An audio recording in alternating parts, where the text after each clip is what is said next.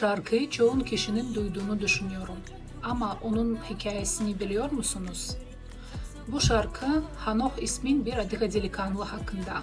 Cebe gitmek için atalıktan bir at arabası çaldı.